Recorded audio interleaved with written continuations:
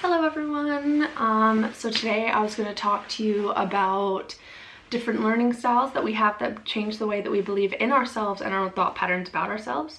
The ones I really want to focus are on observational learning and operant conditioning. We dove into this quite a bit in the glute gang with the Jen, but I was just going to come and kind of do just like a little Sparks Notes version for everyone else. But for the most part, it's something we don't even know that we're doing, and it's huge and it can change everything. What is observational learning? In a sense, it's monkey see, monkey do. You see one person doing one thing and it looks like they're doing it right, so you're going to just watch, you're going to retain that information, and then from that information you're going to then replicate it, and then so on and so forth. And that's how you learn how to do something or to think something that way. We have operant conditioning. The best way to explain this one is with an example. So learning to use the potty. You pee yourself. You're like, I'm a potty right here. And your parents are like, nope, not right, nope. So you're like, okay, I potty in the toilet. And they're like, yay! So you think, okay, toilet good, potty myself bad, I use toilet. So that is, you get taught that with either a reward or with a punishment. So you get conditioned again with the reward or with the punishment. I asked on my Instagram page and on the Benchwarmers Instagram page kind of those examples that you guys see like within yourselves, within your fitness, within your beliefs in yourself. And there were so many, so many, and I really want to go over all of them, but I'll read out the ones that we do have here and kind of delve into those. So the one that I have here is an example of observational learning. So we have old best friend hyperfixating on calories, making me feel as though I should do the same. So this person's watching their friend being like, what they assume, this is just how I'm interpreting it, that their friend is doing really well, their body looks phenomenal, they're hitting everything in the gym, but what they're really exhibiting is, again, taking another leap, but like orthorexic like behavior and almost like an eating disorder in that sense. But this person's now thinking, well, the only way that I'm ever going to achieve anything is by doing exactly what they're doing, because they're hitting XYZ, they're getting from A to B, but you don't have to be 100% to get from A to B, right? Like you can, stop at the BP on your drive there, you don't need to be 100%, whereas like they saw this person being this way and they thought that they had to be.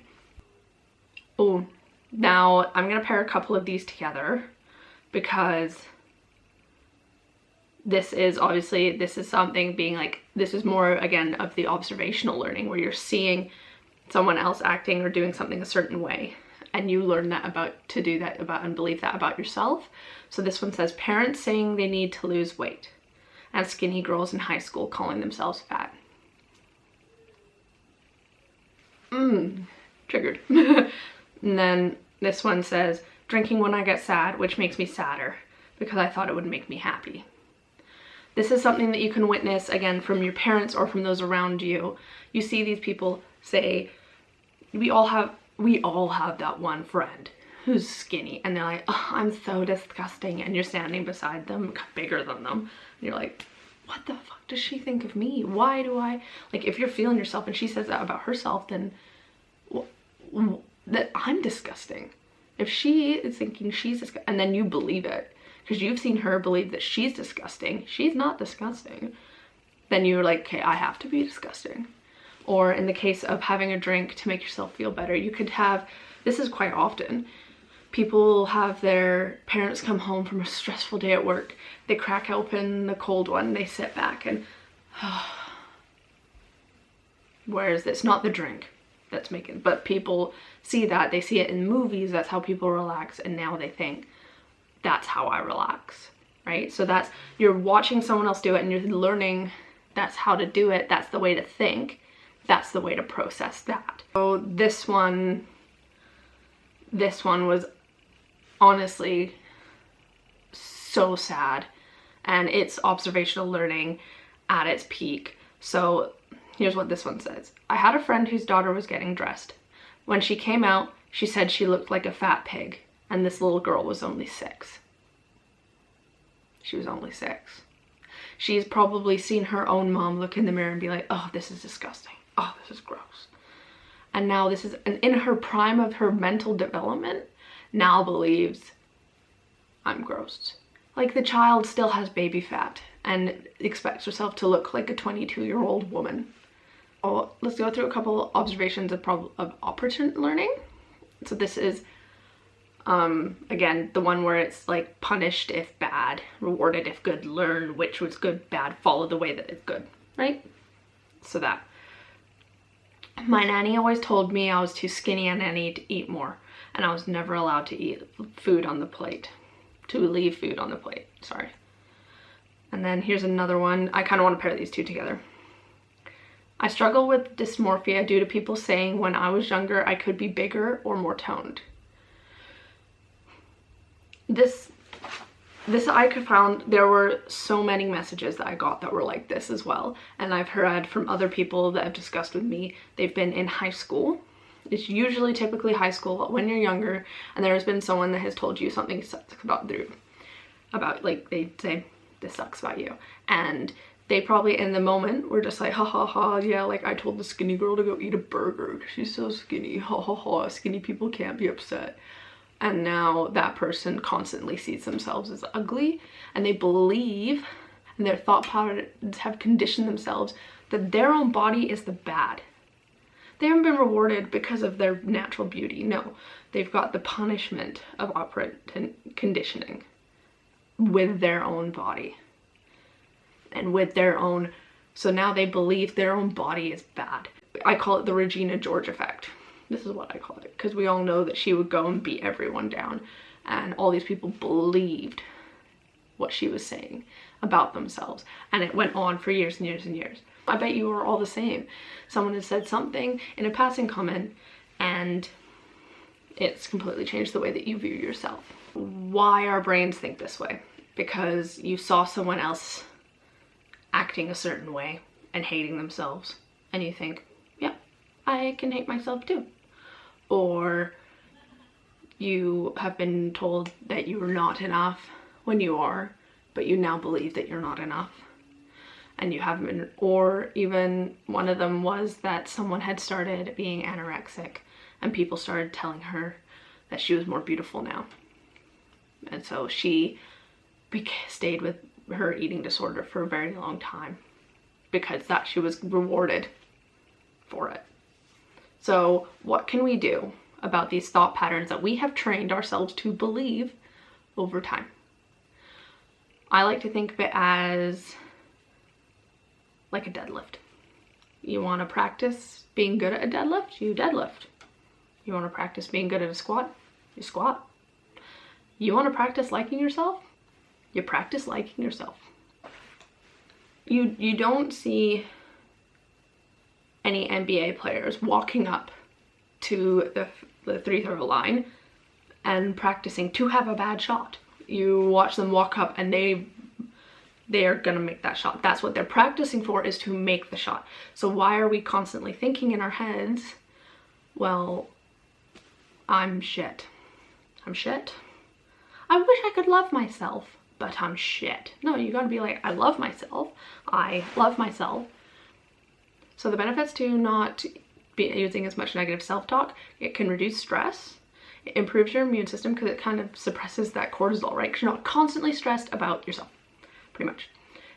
Increases vitality and even improves your cardiovascular health.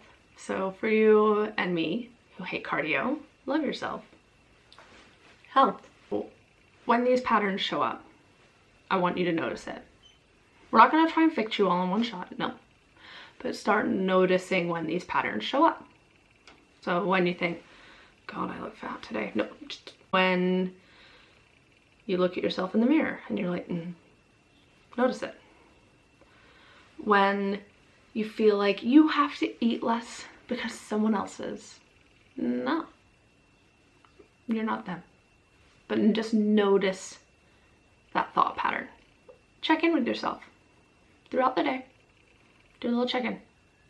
Have I been negative about myself today? Have I been this negative thought pattern that I want to change? Have I been thinking that quite a bit? How much have I been thinking about it? I am thinking about it now, yes. But clue into that. Now here's the big one. Try not to say anything about yourself that you wouldn't want someone else to say about you, or you wouldn't say about someone else. Yep, you heard me. I'll let you think on that one for a bit. And we're back. Using body image as an example, we're gonna train the thought pattern, okay? So when you look in the mirror, don't look to hate yourself. Think, because this is what you're stuck with for life. Just think, yeah, my body is strong.